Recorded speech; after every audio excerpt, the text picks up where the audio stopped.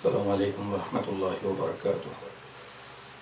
إن الحمد لله نحمده ونستعينه ونستغفره ونعوذ بالله من شرور أنفسنا ومن سيئات أعمالنا. من يهده الله فلا مضل له ومن يضلله فلا هادي له. وأشهد أن لا إله إلا الله وحده لا شريك له وأشهد أن محمدا عبده ورسوله. أما بعد فإن أصدق الحديث كتاب الله وخير الهدي هدي محمد صلى الله عليه وسلم محدثاتها وكل محدثة بدعة وكل بدعة ضلالة وكل ضلالة في النار. يقول الله سبحانه وتعالى في كلامه المجيد: أعوذ بالله السميع العليم من الشيطان الرجيم. بسم الله الرحمن الرحيم. يا أيها الذين آمنوا كتب عليكم الصيام كما كتب على الذين من قبلكم لعلكم تتقون أياما معدودات. فمن كان منكم مريضا أو على سفر فعدة من أيام أخر. وعلى الذين يطيقونه فدية طعام مسكين. فمن تطوع خيرا فهو خير له وأن تصوموا خير لكم إن كنتم تعلمون. شهر رمضان الذي أنزل فيه القرآن هدى للناس وبينات من الهدى والفرقان. فمن شهد منكم الشهر فليصم. ومن كان مريضا أو على سفر فعدة من أيام أخر. يريد الله بكم اليسر ولا يريد بكم العسر ولتكملوا العدة ولتكبروا الله على ما هداكم ولعلكم تشكرون. وإذا سألك عبادي عني فإني قريب أجيب دعوة الداعي إذا دعان فليستجيبوا لي وليؤمنوا بي لعلهم يرشدون. میرے بھائیو، دوستو، پیارے ساتھیو، عزیزو، آج جس موضوع کو میں لے کر حاضر ہوا ہوں وہ رمضان المبارک کے متعلق ہی ہے. یہ ایسا موضوع ہے جس سے اکثر لوگ غافل ہیں. اور وہ موضوع کیا ہے؟ ماہ رمضان کے بارے میں وارد، ضعیف اور موضوع روایات کا جائزہ. یہ پیش کرنے کا مقصد کیا ہے؟ مقصد یہ ہے کہ امت اس بلا سے، یا کہہ دیجئے موضوع اور ضعیف روایات سے دور رہے، تاکہ اپنے عقیدے، اپنے اعمال اور اپنے دل کو سلامت رکھ سکے. چونکہ کسی سے یہ بات مخفی نہیں ہے کہ موضوع اور ضعیف روایات کی بنا پر آج امت میں فرقہ بازیاں ہیں. ضعیف اور موضوع روایات کی بنا پر مختلف قسم کے ایسے اعمال اور ایسے عقائد پائے جاتے ہیں کہ بنیاد کوئی ٹھوس نہیں ہے. اور اس بنا پر دیکھیے گا کہ ہمارا اسلام ایک ہے لیکن ہم ایک نہیں ہیں. ہمارے لوگ ایک نہیں ہیں. قرآن ایک ہے، ہمارے نبی صلی اللہ علیہ وسلم ایک ہیں، ہمارا قبلہ ایک ہے، لیکن ہم ایک کیوں نہیں ہو رہے ہیں؟ اس کی ایک بڑی وجہ، اس کا ایک اہم سبب یہ ہے کہ آج عام طور پر لوگ پیارے نبی صلی اللہ علیہ وسلم سے جو کچھ وارد ہے، قول ہو، فعل ہو، تقریر ہو، جب تک ہم محدثین کے اصول، جو محدثین نے اصول پیش کیا ہے جس کو اصول حدیث کہا جاتا ہے، ان اصول پرکھ نہ لیں، تب تک ہم ایسی روایات پر نہ تو عمل کر سکتے ہیں، نہ تو ہم اس سے عقیدہ اپنا لے سکتے ہیں. دیکھیے انشاءاللہ رمضان کے بارے میں جو موضوع اور ضعیف روایات ہیں ان کو پیش کروں گا، اور اس سے کتنے برے اثرات مرتب ہوئے امت پر انشاءاللہ وہ بھی لاؤں گا. لیکن سب سے پہلے میں پیش کرنا چاہتا ہوں کہ ضعیف حدیث اور صحیح حدیث کی تعریف کیا ہے. جی، حدیث کی تعریف تو لوگ سمجھتے ہیں کہ نبی اکرم صلی اللہ علیہ وسلم کے قول، آپ کے فعل اور آپ کی تقریر. تقریر سے مراد یہ ہے آپ کے سامنے کوئی بات کہی گئی ہو یا کوئی کام کیا گیا ہو اور آپ نے خاموشی برتی ہو تو اس کو تقریر کہا جاتا ہے. تو اس کے مجموعہ کو، قول، فعل، تقریر، اس کے مجموعہ کو کیا کہا جاتا ہے؟ حدیث کہا جاتا ہے. لیکن سوال کیا پیدا ہوتا ہے کہ نبی اکرم صلی اللہ علیہ وسلم کی احادیث ہم تک براہ راست نہیں پہنچے بلکہ بالواسطہ پہنچے ہیں، واسطوں کے ذریعے پہنچے ہیں۔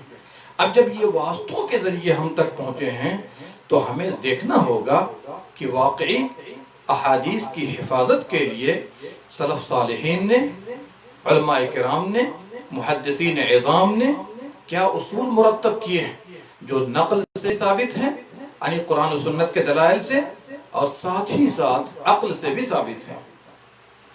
اور ہمارے بہت سارے احباب جو مدارس سے پڑھ لیتے ہیں، ان سے فارغ ہو جاتے ہیں، اس کے باوجود یہ افواہ پھیلانا شروع کر دیتے ہیں کہ فلاں اپنی حدیث کو صحیح اور ہماری حدیث کو ضعیف کہہ دیتے ہیں۔ حالانکہ یہ ایسے لوگ نفسانی خواہشات کے غلام ہیں۔ اصول حدیث کے جو قواعد و ضوابط ہیں ان پر ائمہ اربع اور ان مسالک کے علماء متفق ہیں، اس میں کوئی اختلاف نہیں پایا جاتا ہے۔ اصول حدیث کی کتابیں تقریباً سبھی مدارس میں پڑھائی جاتی ہیں اور وہی کتابیں پڑھائی جاتی ہیں۔ افسوس یہ ہے تھوڑی سی معلومات دے دی جاتی ہے اور بہت سی معلومات ان سے رہ جاتی ہے۔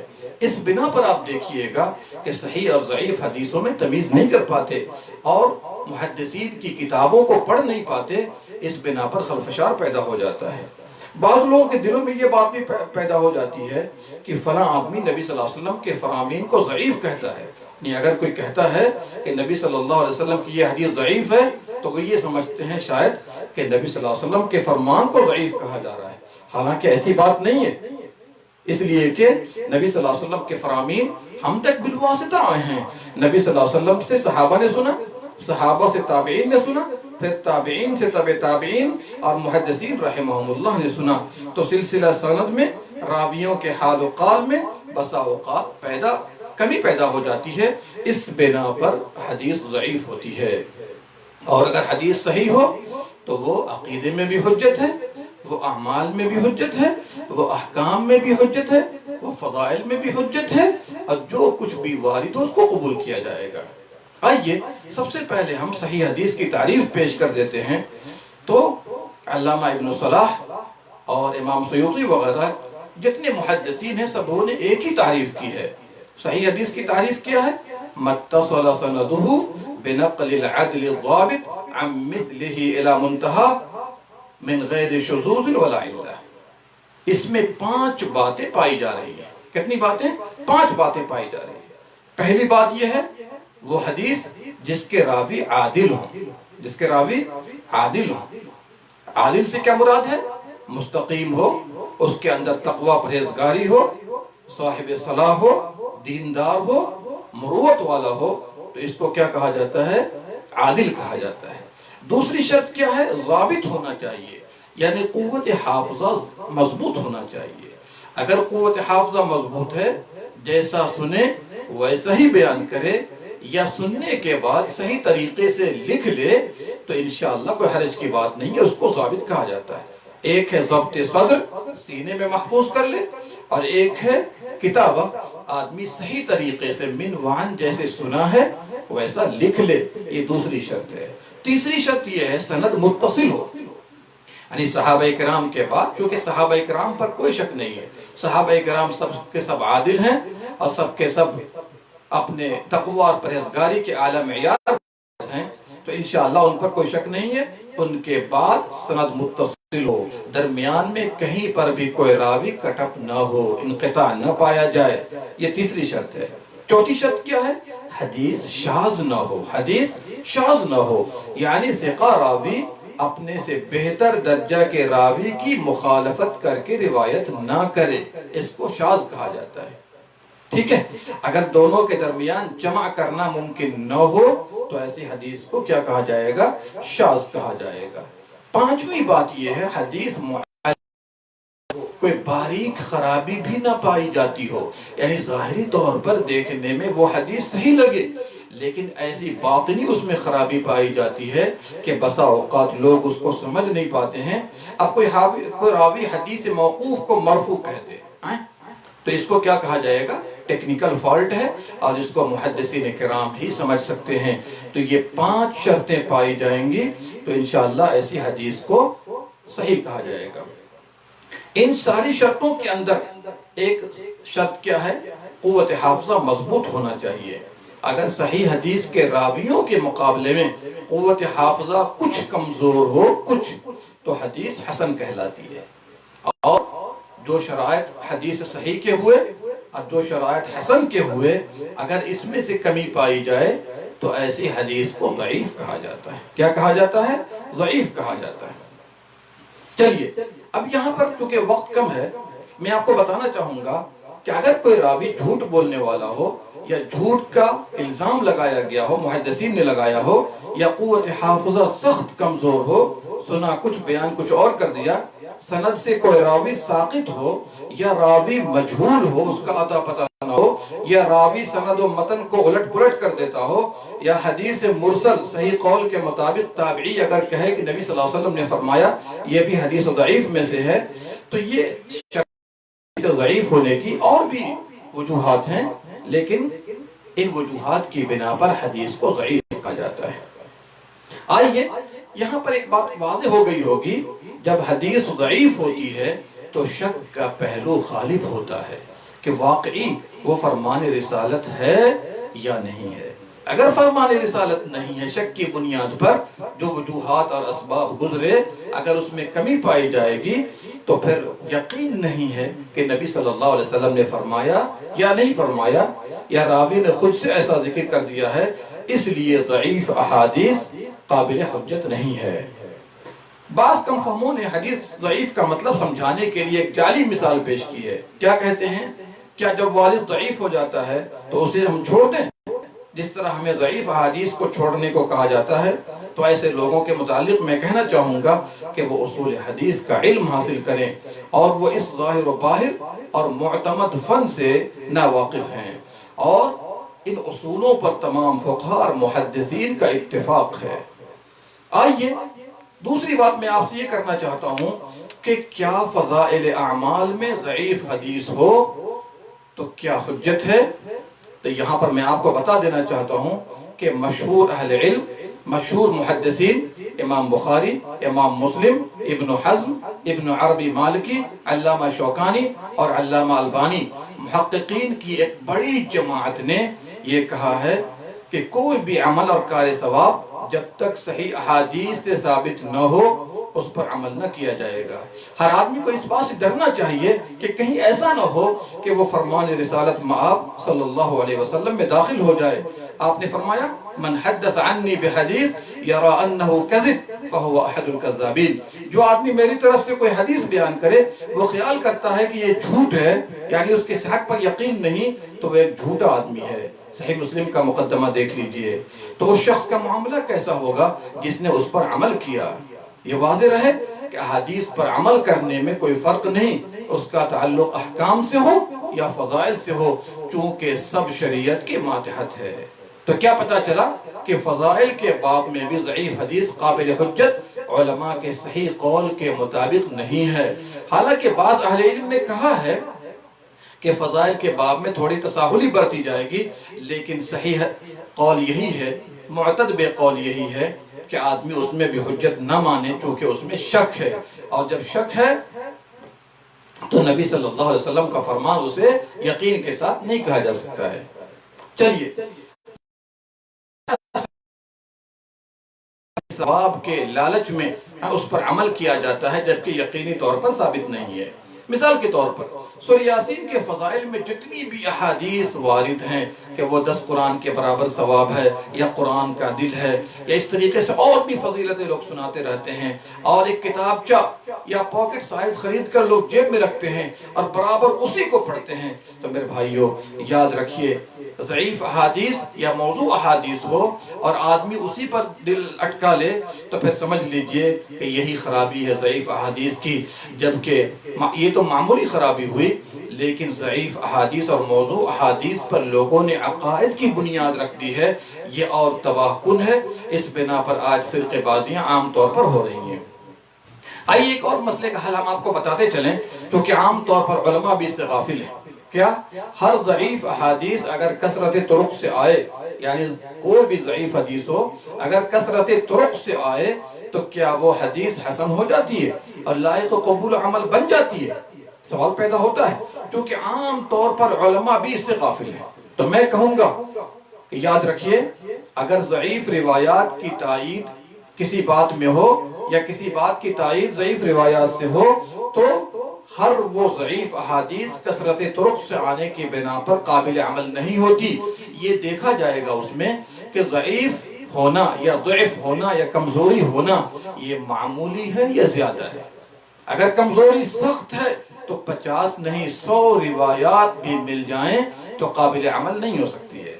اب مثال کے طور پر کوئی راوی جھوٹا ہو، کوئی راوی متہم ہو، یا اس طریقے سے اور بھی روایات سے راوی ساقط ہو، 50 روایات بھی ایسی مل جائیں گے تو قابل عمل نہیں ہوں گی۔ لیکن اگر قوت حافظہ میں تھوڑی کمزوری ہو، 2-4 روایتیں ایسی مل جائیں تو انشاءاللہ وہ حدیث حسن کے درجے تک پہنچ جاتی ہے۔ ٹھیک ہے نا؟ لہٰذا آدمی کو یہ سمجھنا چاہیے کہ ہر ضعیف احادیث کثرت طرق سے آنے کی بنا پر صحیح نہیں ہوتی، بلکہ اگر کمزوری سخت ہے 50-100 بھی مل جائے تو کمزوری بڑھتی جاتی ہے۔ لیکن اگر معمولی کمزوری ہے تو باذن اللہ تعالی وہ مل ملا کر قابل عمل بن جاتی ہیں۔ تفصیل کے لیے دیکھنا ہو تدریب الراوی امام سیوطی کی دیکھ لیجئے، اور اسی طریقے سے ابن صلاح کا مقدمہ ہے وہ بھی دیکھ لیجئے، اور جتنے طرح کے محدثین ہیں سب نے اس اصول کو بیان کیا ہے۔ یہ چند باتیں میں نے آپ کے سامنے اس لیے رکھ دی ہیں تاکہ ہم اور آپ اس پر غور کر سکیں کہ واقعی عام طور پر علماء کی ایک جماعت یہ کہتی ہوئی نظر آتی ہے کہ کثرت طرق سے آنے کی بنا پر ضعیف احادیث بھی قابل عمل ہو جاتی ہے۔ ایک پوائنٹ آپ کو میں اور دینا چاہوں گا، کیا کہ دیکھیے ضعیف اور موضوع احادیث کا رول عقیدے کے بگاڑ میں کیا ہے، عقیدے کے بگاڑ میں ضعیف اور موضوع احادیث کا رول کیا ہے۔ دیکھیے بے انتہا عقائد، بہت سے عقائد ایسے ہیں جو صوفیہ نے بہت سے ایسے گمراہ کن لوگوں نے رکھ لیے ہیں اور امت کے درمیان اسے پھیلا دیا ہے جس کی بنیاد کوئی ٹھوس احادیث نہیں ہے، کوئی ٹھوس حدیث نہیں ہے اور نہ ہی قرآن کی آیت ہے۔ تو ایسے عقائد کو امت ماننے کو تیار نہیں اور اسلاف کرام کا وہ عقیدہ نہیں رہا ہے۔ میں 5-6 مثالیں دینا چاہتا ہوں۔ پہلی مثال لے لیجئے، قبر پرستی کی بنیاد کے لیے ایک حدیث گڑھی گئی، کیا نبی صلی اللہ علیہ وسلم کی طرف منسوب کیا گیا، اور آپ نے فرمایا لو اعتقد احدکم بحجر لنفعه، اگر تم میں سے کوئی پتھر پر عقیدہ رکھے تو یہ پتھر اسے فائدہ پہنچائے گا۔ اس پر جو ہے قبر پرستی یا بت پرستی کی بنیاد لوگوں نے رکھی ہے، حالانکہ یہ حدیث موضوع ہے، بناوٹی ہے، من گھڑت ہے، نبی صلی اللہ علیہ وسلم کی طرف منسوب نہیں کر سکتے۔ علامہ البانی رحمہ اللہ نے سلسلہ ضعیفہ حدیث نمبر 450 میں اس پر تفصیل پیش کی ہے۔ دوسرا عقیدہ لے لیجئے کہ جو لوگ نبی صلی اللہ علیہ وسلم کو قبر میں دنیا کی طرح مانتے ہیں، دنیاوی حیات مانتے ہیں، اور ان کے پاس جا کر وسیلہ لیتے ہیں یا گھر ہی سے بیٹھے بیٹھے وسیلہ لیتے ہیں اور کہتے ہیں کہ تمام کائنات پیارے نبی صلی اللہ علیہ وسلم کے لیے بنائی گئی ہے، انہوں نے ایک موضوع حدیث پر اس کی بنیاد رکھی ہے، من گھڑت حدیث پر۔ وہ حدیث کیا ہے؟ لولاک لما خلقت الافلاک، اگر آپ نہ ہوتے تو میں یہ دنیا نہ بناتا۔ کیا پتا چلا؟ پتا یہ چلا کہ یہ حدیث موضوع ہے، اور علامہ البانی نے پوری تفصیل پیش کی ہے ضعیفہ میں حدیث نمبر 282 کے اندر، اور یہ بات قرآن کے بھی خلاف ہے۔ قرآن کے خلاف اس طرح ہے کہ اللہ سبحانہ وتعالی نے فرمایا وَمَا خَلَقْتُ الْجِنَّ وَالْإِنسَ إِلَّا لِيَعْبُدُونَ، ہم نے جنات کو اور انسان کو اپنی عبادت کے لیے پیدا کیا۔ تمام جنات کو اور تمام انسان کو اللہ سبحانہ وتعالی نے اپنی عبادت کے لیے پیدا کیا ہے۔ یا سبحان اللہ، تمام انسان اللہ کی عبادت کے لیے آئے، جو سید الانبیاء ہیں، امام الانبیاء ہیں، سید ولد آدم ہیں، آدم کی اولاد کے سردار ہیں، یہ بھی سب کے سب ہمارے نبی، سارے صحابہ سب کے سب اللہ کی عبادت کے لیے آئے، بلکہ دنیا ان کے لیے نہیں بنائی گئی، یہ اللہ کی عبادت کے لیے بنائے گئے۔ کیا پتا چلا؟ یہ بنیاد رکھنا اس حدیث پر قرآن کے بھی خلاف ہے، اور ساتھ ہی ساتھ سند و متن دونوں ناحیے سے یہ حدیث موضوع ہے، بناوٹی ہے، من گھڑت ہے۔ تیسری بات لے لیجئے، نبی صلی اللہ علیہ وسلم کے وسیلے سے دلیل پکڑنے والے ان کی ذات کے وسیلے سے، ان کے جاہ و مرتبہ کے وسیلے سے ایک حدیث پیش کرتے ہیں اور اس پر عقیدے کی بنیاد رکھ دی ہے۔ کیا ہے؟ توسلوا بجاہی فإن جاہی عند اللہ عظیم۔ کیسی کیسی بدعقیدگیاں لوگوں میں پھیلائی گئیں کہ لوگوں میری جاہ سے، میرے مقام و مرتبہ سے وسیلہ پکڑا کرو، میرا مقام اللہ کے نزدیک عظیم ہے۔ اس میں شک نہیں، ہمارے نبی کا مقام اللہ کے نزدیک عظیم ہے، لیکن ان کے وسیلے سے یہ دعا کرنا، ان کی ذات کے وسیلے سے، یہ اس حدیث کی کوئی بنیاد نہیں ہے۔ علامہ البانی نے اس کو 22 نمبر ضعیفہ میں پیش کیا ہے۔ میرے بھائیوں، عمر فاروق رضی اللہ عنہ کے دور میں جب قحط سالی پڑی تو صحابہ اکرام گھر بیٹھے بیٹھے نبی صلی اللہ علیہ وسلم کے واسطے سے انہوں نے دعا نہیں کی اور نہ ہی قبر پر گئے، جبکہ قبر آپ صلی اللہ علیہ وسلم کی جو قبر مبارک ہے وہ آپ کی مسجد ہی کے قریب ہے، لیکن اس کے باوجود عمر فاروق رضی اللہ عنہ جو ابو بکر صدیق کے بعد پوری امت میں افضل ہیں، عباس رضی اللہ عنہ کو لے کر گئے اور انہوں نے بھی جا کر دعا کی ہے۔ یا سبحان اللہ، ذرا غور کیجئے کہ عباس رضی اللہ عنہ کا مقام نبی صلی اللہ علیہ وسلم سے زیادہ ہے، یہ کوئی بھی نہیں کہے گا۔ اور اگر اسلام میں ایسا وسیلہ جائز ہوتا تو مجھے یہ بتائیے تمام صحابہ کرام گرفت کرتے عمر فاروق کی کہ آپ عباس کو کیوں لے جا رہے ہیں، ہم تو نبی صلی اللہ علیہ وسلم کے واسطے سے گھر بیٹھے بیٹھے دعا کر لیں گے یا قبر پہ جا کر کے دعا کروا لیں گے یا دعا کر لیں گے۔ تو میرے بھائیوں، بات واضح ہو گئی کہ نبی صلی اللہ علیہ وسلم کی محبت کا وسیلہ تو جائز ہے چونکہ وہ نیک عمل ہے، لیکن آپ صلی اللہ علیہ وسلم کی ذات کا اور آپ کے مقام کا وسیلہ پکڑنا اسلام میں جائز نہیں، اور صحابہ اکرام نے کبھی بھی نہیں پکڑا ہے۔ اسی طریقے سے وحدت الوجود، وحدت الشہود کا عقیدہ جو کفر ہے، اس کے لیے ایک موضوع اور من گھڑت حدیث کی بنیاد پر رکھی گئی ہے۔ کون سی حدیث ہے؟ کنت کنزا مخفیا، میں چھپا خزانہ تھا، میں چھپا خزانہ تھا، میں نے چاہا کہ میں پہچانا جاؤں تو میں نے مخلوق کو پیدا کیا اور ان کی بنا پر مجھے جانا گیا، او کما قال۔ حالانکہ یہ حدیث نہ اس کی سند صحیح ہے نہ ضعیف سند ہے، اور علامہ البانی نے اس کو موضوع قرار دیا ہے۔ علامہ ابن تیمیہ نے کہا اس حدیث کے بارے میں کہ اس کی کوئی اصل نہیں ہے۔ امام ابن حجر، سخاوی وغیرہ نے کہا یہ حدیث باطل ہے۔ اللہ اکبر۔ اب آپ مجھے بتائیے، باطل موضوع بے سند روایت پر اگر آدمی بنیاد رکھ دے تو کیا وہ عقیدہ درست ہو سکتا ہے؟ اور یہ عقیدہ یہود و نصارہ کے عقیدے سے زیادہ خطرناک ہے۔ اس کی بنیاد پر کچھ لوگ ایسے پیدا ہوئے جنہوں نے یہ کہنا شروع کر دیا، اے اللہ جو میں ہوں وہ تو ہے اور میں اور تو خود شرک در شرک ہے۔ میرے بھائیوں، یاد رکھیے یہ عقیدہ باطل ہے، شرکیہ اور کفریہ عقیدہ ہے، انسان کو اس سے پرہیز کرنا چاہیے۔ عقیدہ وحدت الوجود کو فروغ دینے کے لیے ایک اور باطل روایت گھڑی گئی جس کی کوئی بنیاد نہیں، موضوع ہے، من گھڑت ہے۔ کیا ہے؟ نبی صلی اللہ علیہ وسلم کی طرف منسوب کی جاتی ہے، من عرف نفسہ فقد عرف ربہ، جس نے اپنے نفس کو پہچان لیا اس نے اپنے رب کو پہچان لیا۔ میرے بھائیو، امام نووی نے کہا یہ حدیث ثابت نہیں ہے، ابن تیمیہ نے کہا موضوع ہے، علامہ البانی نے ضعیفہ میں کہا 66 نمبر میں لا اصل لہ، اس کی کوئی بنیاد نہیں ہے۔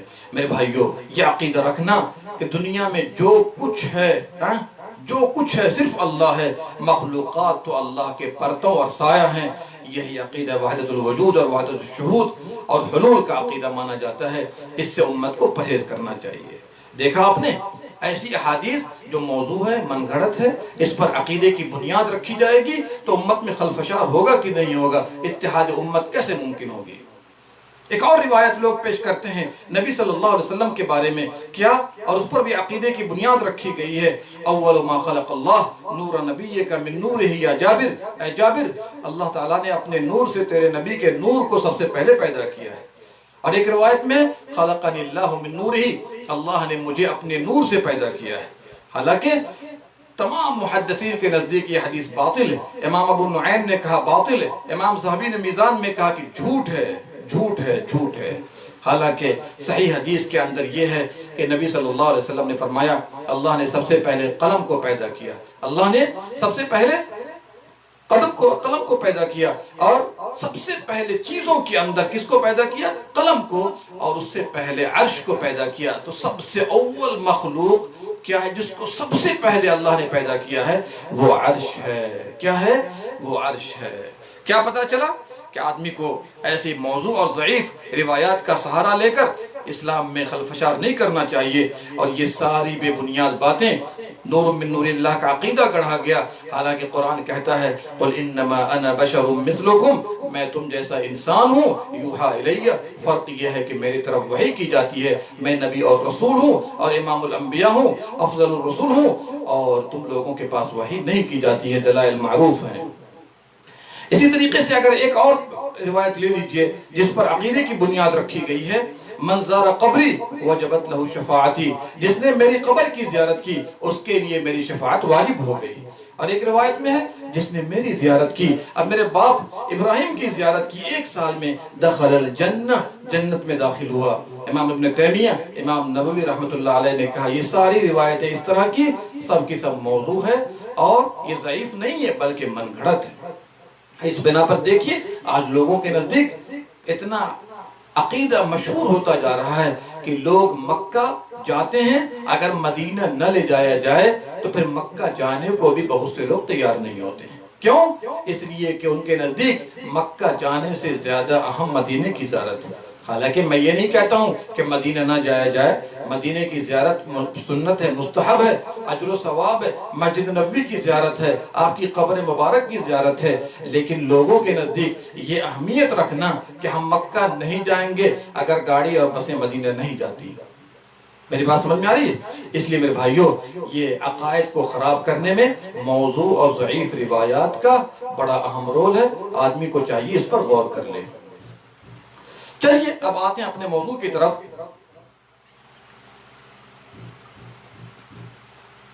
دیکھیے رمضان کے بارے میں بھی بہت سی حدیثیں کہی گئی ہیں اور بہت سی احادیث کمزور بھی ہیں، ضعیف روایات بھی ہیں۔ آدمی اس کو بیان کرے اور ہوشیار کرے امت کو تو ٹھیک ہے، لیکن نہ تو اس پر عمل کیا جائے گا اور نہ ہی اس کو قبول کیا جائے گا۔ میں صرف سرسری طور پر آپ کے سامنے رکھنا چاہتا ہوں کیونکہ وقت کم ہے۔ ایک حدیث اس میں سے پیش کی جاتی ہے، سومو تسحو، سومو تسحو، روزہ رکھو اور صحت یاب رہو گے، سومو تسحو۔ دیکھیے یہ حدیث معنی کے اعتبار سے صحیح ہے کہ روزہ رکھو صحت مند رہو گے، اور سند کے اعتبار سے اگر ہم غور کر لیں تو یہ حدیث ضعیف ہے۔ علامہ عراقی نے، مناوی نے، عقیلی نے، علامہ البانی نے، ساغانی نے، فتنی نے، شوکانی نے اس کو کیا کہا ہے؟ ضعیف کہا ہے، بلکہ شوکانی نے تو موضوع کہا ہے۔ کیا پتا چلا کہ سندن یہ حدیث صحیح نہیں ہے۔ عام طور پر لوگوں کے زبانوں پر یہ حدیث ہوتی ہے کہ روزہ رکھو صحت مند رہو گے، روزہ رکھو صحت مند رہو گے۔ دوسری حدیث بھی عام طور پر خطبہ اور واعظین بھی پیش کرتے رہتے ہیں، کیا ہے؟ اول شہر رمضان، اول شہر رمضان رحمہ واوسطہ مغفرہ وآخرہ عتق من النار، کہ رمضان کا جو اول عشرہ ہے وہ رحمت کا ہے، اور وسط والا جو ہے مغفرت کا ہے، اور آخری جو عشرہ ہوتا ہے جہنم سے آزادی کا ہوتا ہے۔ یہ حدیث جیسا کہ امام عقیلی ضعفاء کبیر میں کہتے ہیں اس کی کوئی بنیاد نہیں ہے۔ امام البانی کہتے ہیں حدیث سخت کمزور ہے، سلسلہ ضعیفہ میں کہا حدیث منکر ہے، اور ابو اسحاق جو حوینی نے کہا حدیث باطل ہے۔ حالانکہ لوگوں کو جاننا چاہیے کہ پہلا عشرہ جو ہے رحمت کا، دوسرا عشرہ جو ہے مغفرت کا، تیسرا عشرہ جہنم سے آزادی کا، یہ بے بنیاد ہے۔ ہم تو یہ کہتے ہیں کہ سارا کا سارا رمضان رحمت کا ہے، اور سارا کا سارا رمضان مغفرت کا ہے، اور سارا کا سارا رمضان جہنم سے آزادی کا ہے۔ جیسا کہ ہم نے ایک روایت کل پیش کی تھی ترمذی ابن ماجہ کے حوالے سے، نبی صلی اللہ علیہ وسلم نے فرمایا وَلِلَّهِ عُتَقَاءُ مِنَ النَّارِ وَذَلِكَ كُلُّ لَيْلَةٍ، اللہ تعالیٰ ہر رات جہنمیوں کو جہنم سے آزاد کرتا ہے، اللہ تعالیٰ ہر رات جہنمیوں کو جہنم سے آزاد کرتا ہے۔ آئیے تیسری روایت لے لیتے ہیں۔ بہت سے لوگ یہ حدیث پیش کرتے ہوئے نظر آتے ہیں کہ اللہ سبحانہ وتعالی ہر رات کو رمضان میں 6 لاکھ جہنمیوں کو جہنم سے آزاد کرتا ہے، اور جب آخری رات آتی ہے تو جتنی تعداد پہلے آزاد کر چکا ہے اتنی ہی تعداد اخیر رات کو وہ آزاد کرتا ہے۔ یہ حدیث بیہقی نے شعب الایمان کے اندر پیش کیا ہے، ابن حبان نے کہا اس کی کوئی اصل نہیں ہے، علامہ البانی نے ضعیف الترغیب میں کہا حدیث ضعیف ہے۔ حالانکہ وہ حدیث پیش کر چکی ہے کہ اللہ تعالیٰ ہر رات کو بہت سے جہنمیوں کو آزاد کرتا ہے جس کی تعداد کو اللہ کے سوا کوئی نہیں جانتا ہے۔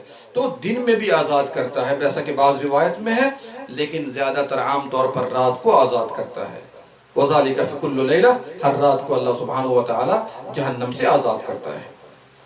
اسی طریقے سے चौथी नंबर हदीस है इज़ा कान अव्वलु लैलतिन मिन शहर रमज़ान नज़र अल्लाहु इला खल्क़िही, जब रमज़ान की पहली रात होती है तो अल्लाह ताला मखलूक की तरफ नज़र करता है, और जब बंदा की तरफ अल्लाह नज़र करता है तो उसको अजाब नहीं देगा, और हर दिन 10 लाख आदमियों को जहन्नम से आज़ाद करता है, और जब 29 की रात होती है तो तमाम तादाद के बराबर उस रात को अल्लाह ताला जहन्नम से आज़ाद करता है। यह हदीस मौजू है, इमाम इब्न जौज़ी ने मौज़ूआत में पेश किया, इमाम शौकानी ने फ़वाइदुल मजमूआ में पेश किया है, कहा यह मौजू है, और इमाम अलबानी ने ज़ईफ़ुत तरग़ीब के अंदर पेश किया और सिलसिला ज़ईफ़ा के अंदर। तो हम कहते हैं अल्लाह ताला हर रात को बहुत से जहन्नमियों को आज़ाद करता है जिसकी तादाद को अल्लाह के सिवा कोई नहीं जानता है। पांचवी हदीस ले लीजिए, चूंकि वक्त कम है, कि अल्लाह सुब्हानहू व तआला हर शुरू साल से लेकर आखिर साल तक बहुत से लोगों को जहन्नम से आज़ाद करता है, और जन्नत को मुज़य्यन किया जाता है इस साल से।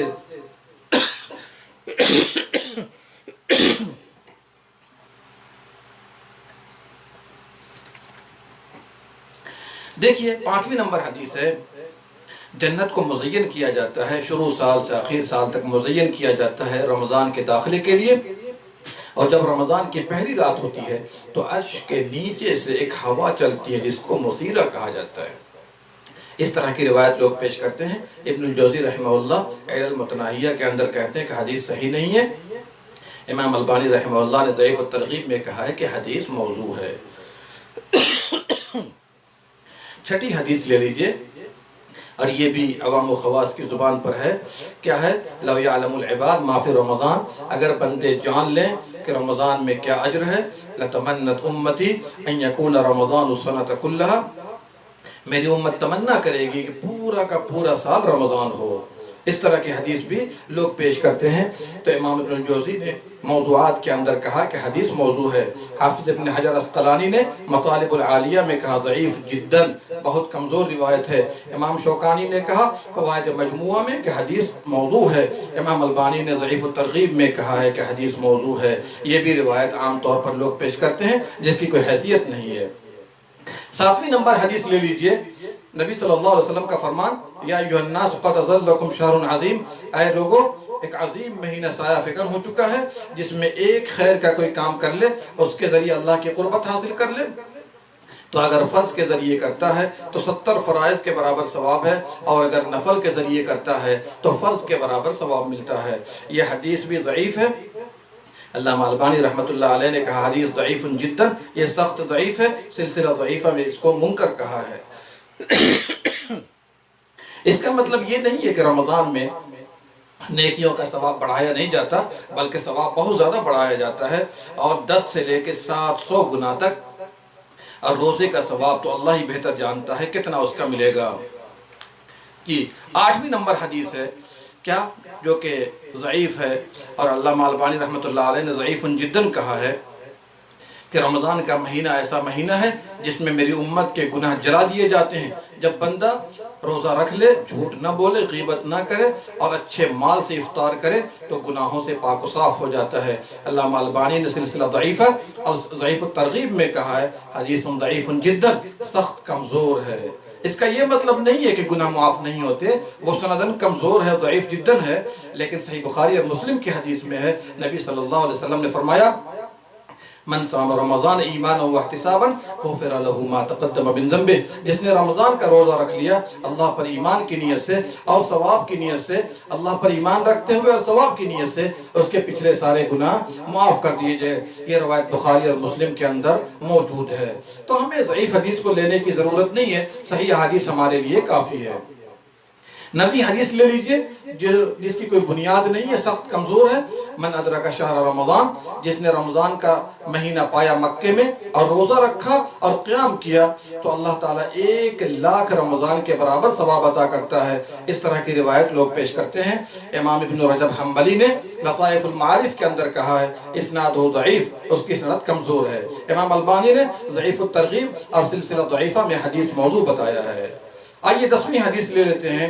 एक मशहूर हदीस है कि नबी सल्लल्लाहु अलैहि वसल्लम ने फरमाया, जब रजब दाखिल होता तो क्या कहते, अल्लाहुम्मा बारिक लना फी रजब व शअबान, وبلغنا رمضان، اے اللہ رجب میں برکت دے اور شعبان میں برکت عطا فرما اور رمضان میں پہنچا دے۔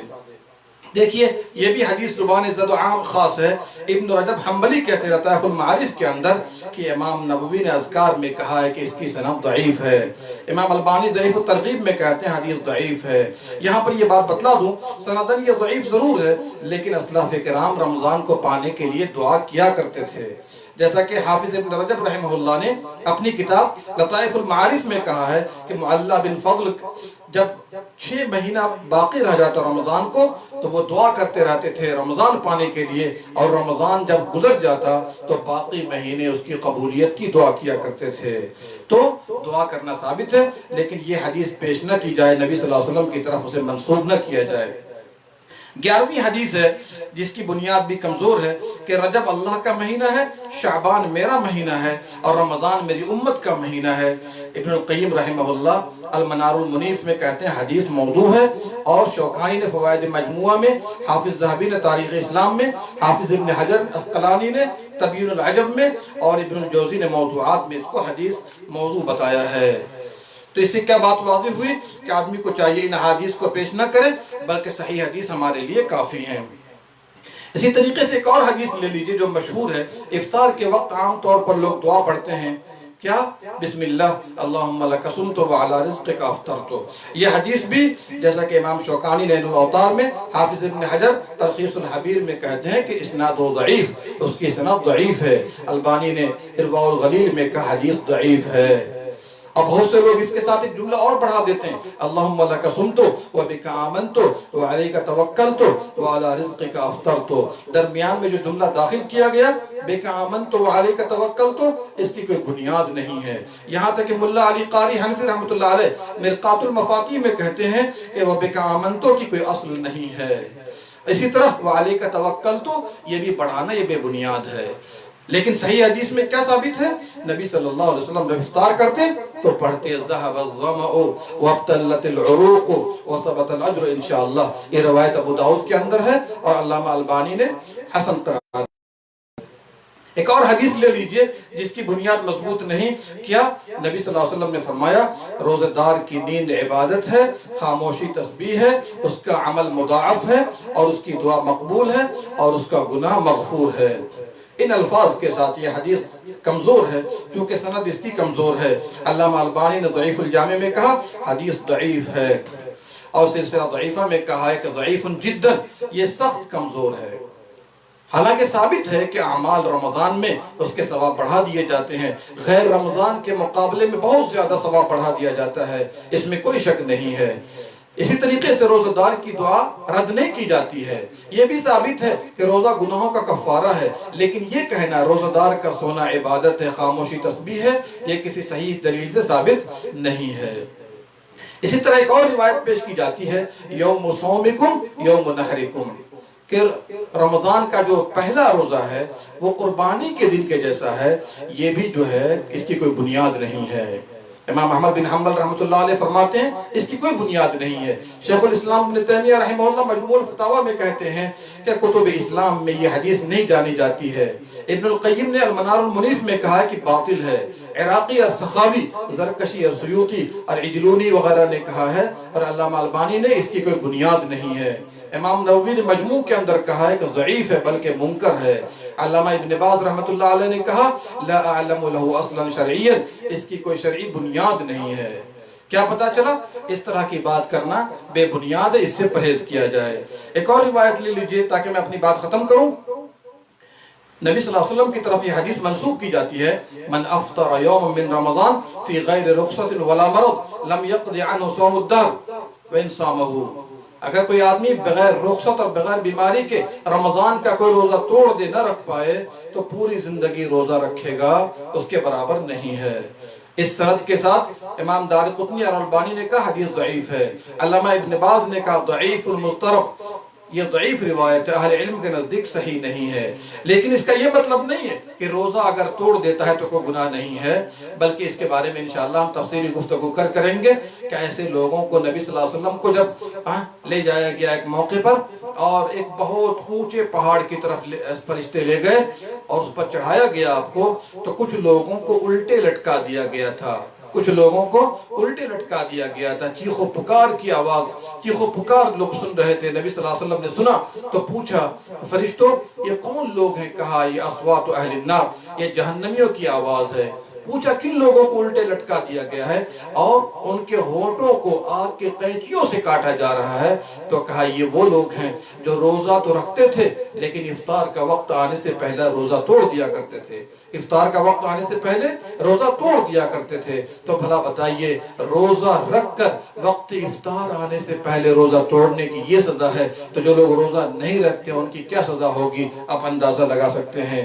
تو میرے بھائیوں یہ بہت بڑی خامی ہے، کمزوری ہے، بہت بڑی برائی ہے، اور بعض علماء نے تو کہا کہ قتل اور زنا سے بھی زیادہ سخت ہے کہ آدمی رمضان کا روزہ نہ رکھے۔